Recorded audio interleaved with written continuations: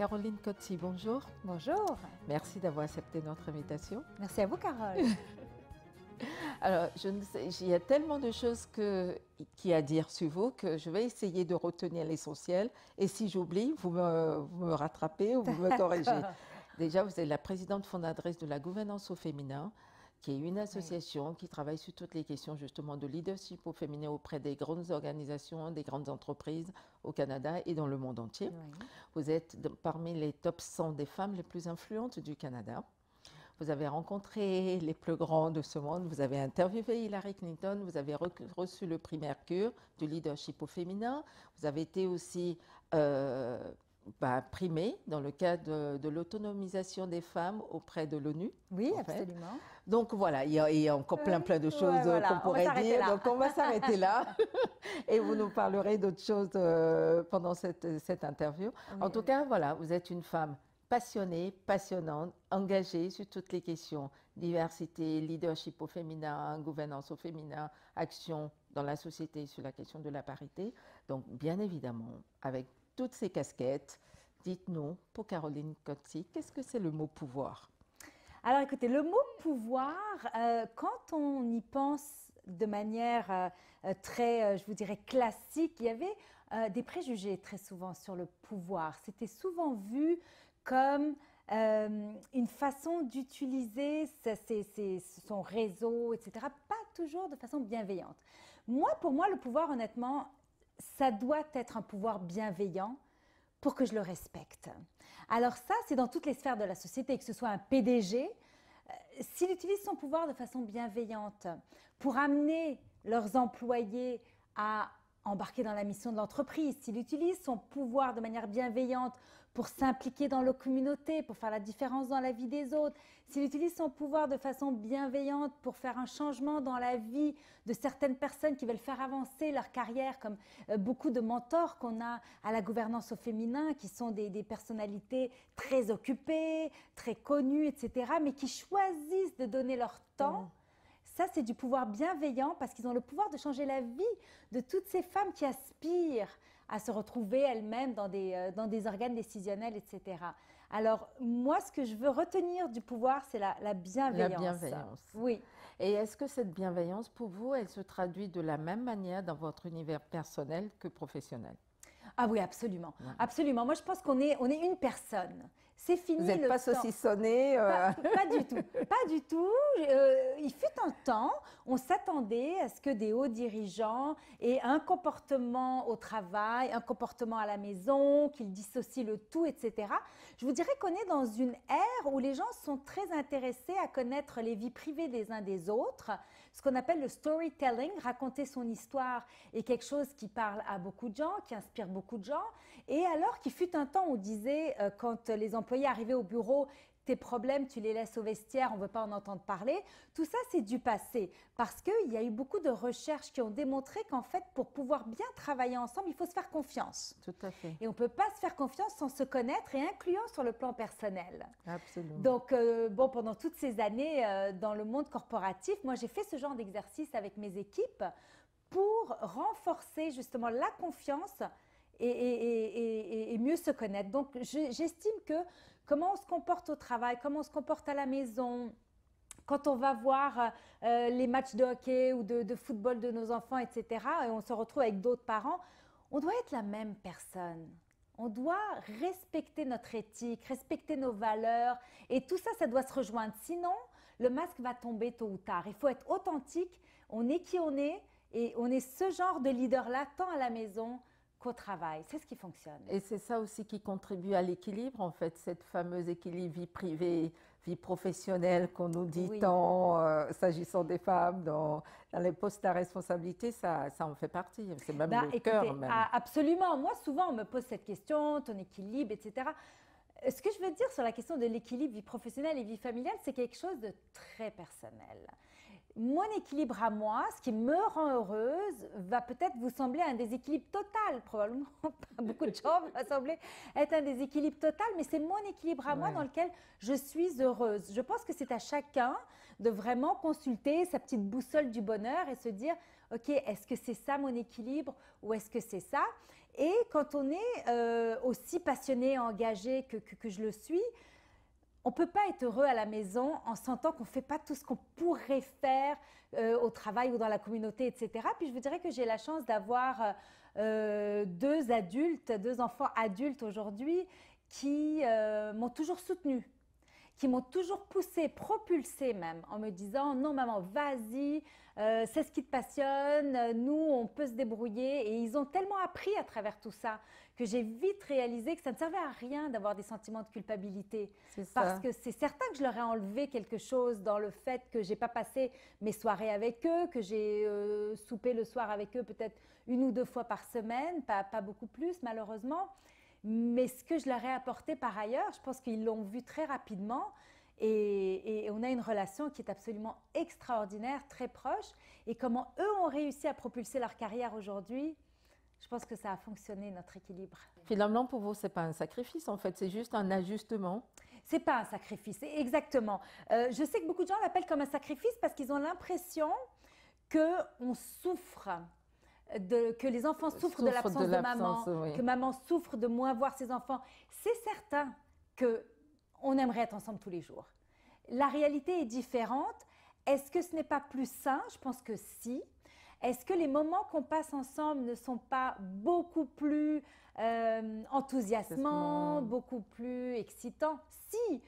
Vous savez, quand les enfants ont 15 ans, 16 ans, 17 ans, quand maman sort, les enfants sont contents.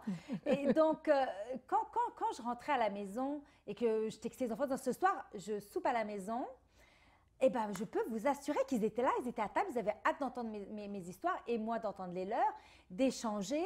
Et donc, ces moments privilégiés d'échange, d'écoute active, etc., je pense que ça vaut beaucoup plus que des gens qui se voient tous les soirs. Mais qui n'ont rien à se dire ou qui sont très malheureux. Qui sont blasés, qui ne s'écoutent plus, qui ne sont pas intéressés par la vie les uns des autres. Donc là, j'ai des enfants de 20 et 22 ans, une fille avocate, un fils en business et finance. Je me dis, il me semble que ça a bien fonctionné, mais c'est ma recette, encore une fois. Je ne veux pas avoir l'air de dire...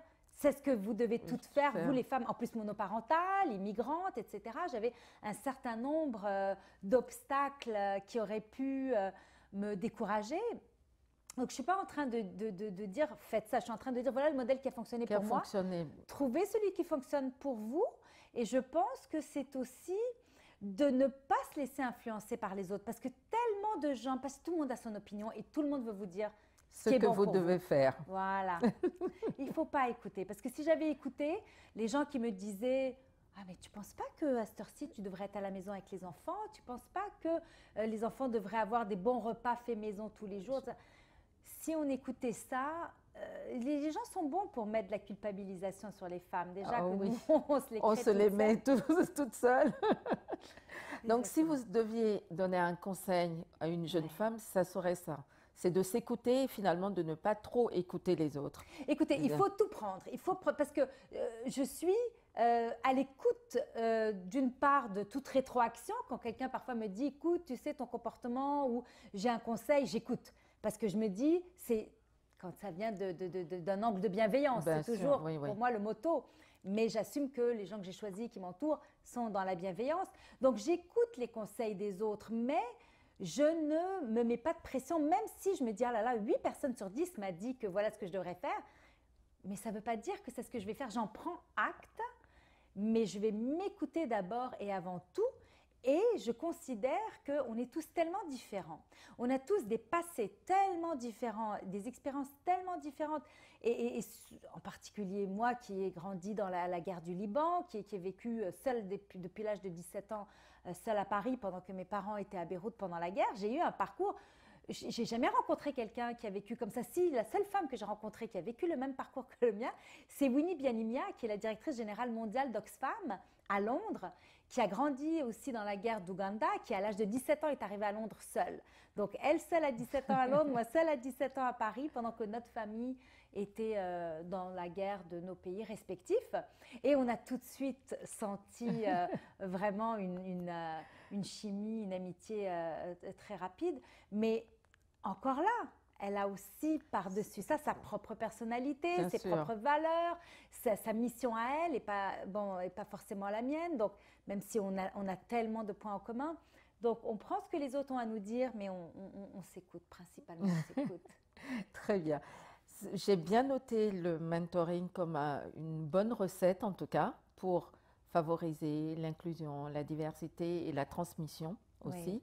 Est-ce que vous avez identifié d'autres recettes, donc, par exemple, dans le cadre de l'accompagnement, peut-être des dirigeants sur toute cette question, accéder aux espaces de direction, les CEO? Est-ce que vous avez Ben, noté une bonne pratique que vous pourriez partager Ben, avec écoutez, nous? moi, ce que je vous dirais, que oui, le mentorat est important. Et d'ailleurs, la gouvernance au féminin, on a un programme extrêmement robuste, très unique, parce qu'il s'adresse à des femmes qui sont déjà dans des postes de vice-présidence dans des grosses entreprises et qui, pour le commun des mortels, peuvent paraître comme des femmes qui ont déjà réussi.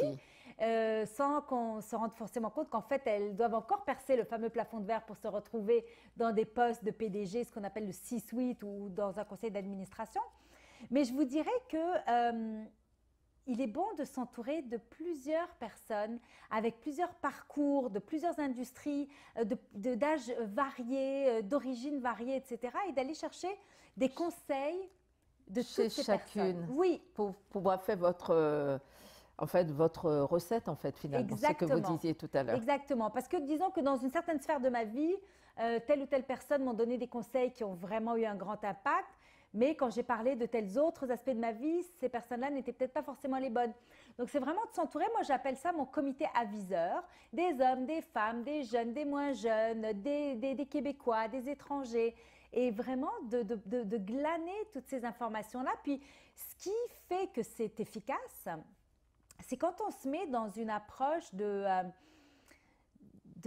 demande de rétroaction, vraiment ouverte au feedback.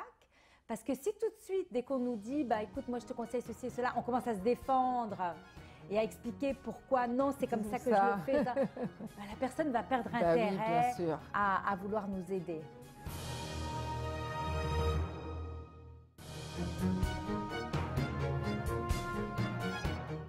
Est-ce que vous avez une phrase ou une devise, quelque chose qui vous inspire ou qui illustre vos propos? Ben, écoutez, moi j'ai une phrase qui m'inspire beaucoup de Maya Angelou, que je vais vous lire en anglais puis que je vous lirai en français ensuite. My mission in life is not merely to survive, it is to thrive and to do so with some passion, some compassion, some humor and some style. Wow. Alors, je trouve que ça dit tout. Je trouve que ça dit tout. Et en français, ma mission dans la vie n'est pas simplement de survivre, mais de prospérer et de le faire avec une passion, une compassion, un peu d'humour et un certain style. En effet, c'est très chic, c'est très féminin et c'est très empowerment, je trouve. Oui, absolument, exactement. C'est très Maya Angelou. Oui. Si vous étiez un homme ou une femme d'État, lequel ou laquelle souhaiteriez-vous être et pourquoi? Ben moi, j'aimerais bien être Justin Trudeau.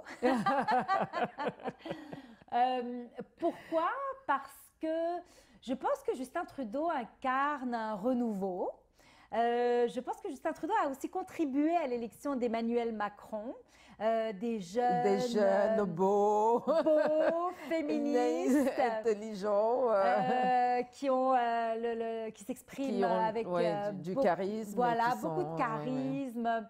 La twittosphère a quand même explosé quand Justin Trudeau a été élu, d'abord au sujet de ses caractéristiques physiques, parce qu'effectivement, c'est quelqu'un d'extrêmement beau, mais je pense que la beauté de la chose, c'est qu'avec le recul, on réalise jusqu'à quel point c'est quelqu'un qui a beaucoup plus de profondeur que les gens lui ont accordé au début. Et moi, ça m'a fait penser, quand il a été élu, Justin Trudeau, ça m'a fait penser à quand une femme est élue. C'est comme s'il était trop beau. Alors, quand c'est une femme, souvent, c'est « Oh, mais est-ce qu'elle va être compétente ?» On remet plein de choses en question. Et avec Justin Trudeau, j'ai trouvé qu'il y a eu certains commentaires un peu similaires à ça. Et je trouve qu'il a surmonté ça avec… Et comme avec il est jeune aussi.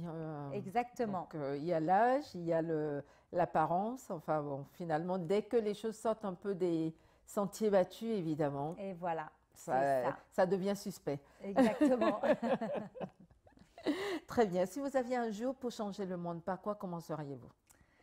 Si j'avais un seul jour tout changer. Pour changer le monde, par quoi commenceriez-vous et après le reste, évidemment? Ben, écoutez, c'est sûr que je serais tentée de vous dire, puisque c'est ma mission de vie, je commencerai par changer les inégalités, les injustices. Et il y en a énormément des injustices, que ce soit entre le Nord et le Sud, que ce soit entre les hommes ou les femmes. Mais c'est certain que on est en train de tendre vers une société qui est beaucoup plus ouverte à l'autre, à celui qui ne ressemble pas à la majorité, que les conseils d'administration où autour de la table, on n'a que des hommes blancs de 60 ans. On commence à se dire, tiens, une femme peut-être plus jeune, peut-être issue de l'immigration, merveilleux. Mais je vous dirais que je commencerai par là, parce que vous savez, quand Barack Obama était venu à Montréal l'année dernière, il avait dit que si on pouvait donner la présidence de tous les pays pendant 2 ans à des femmes, on pourrait non seulement réduire, mais peut-être même éradiquer les conflits. Moi, j'en suis convaincue. Oui, oui. Alors, je pense qu'on pourrait commencer par là, en s'assurant qu'en fait, on n'a pas besoin de continuer à lutter toute notre vie pour s'assurer qu'on ne perd pas nos droits. Comme Simone de Beauvoir avait dit, il suffirait d'une crise pour que les droits des femmes soient remis en question. Ben oui, c'est ça. On en a été témoin avec l'élection de Donald Trump. Donc, si je pouvais avoir une baguette magique, je ferais en sorte que ce ne soit plus jamais remis en question parce que j'effacerai l'histoire. Je dirais, ça a toujours été l'égalité homme-femme. On est nés égaux, on a grandi égaux. Et aujourd'hui, de quoi aurait l'air le monde si on avait pu le bâtir ensemble? Ben oui, tout à fait. Très bien. Si vous étiez un animal, lequel seriez-vous? Alors, je serais un chien. Parce que j'adore les chiens, bien que j'ai un chat. J'ai un chat qui est avec toutes les qualités positives et négatives d'un chat. Alors qu'un chien, j'ai du mal à trouver… des défauts? Des défauts. Je suis particulièrement attachée à la loyauté d'un chien. Je trouve qu'un chien n'a pas de côté mesquin. Le chien est généreux, le chien est bienveillant. Le chien va protéger son maître au risque de sa propre vie. Absolument. Et puis, en France, la SPA avait fait une publicité qui m'avait terriblement marquée il y a quelques années, où on voyait un chien qui avait l'air tellement inquiet. C'est drôle de réussir à avoir un chien dans une pub qui a un regard inquiet. Et ça disait « J'espère que mon maître ne s'est pas perdu ». Et en fait, il venait d'être abandonné et il attendait. Donc, voilà, je trouve que c'est tellement noble, un chien. Oui, c'est beau. Oui.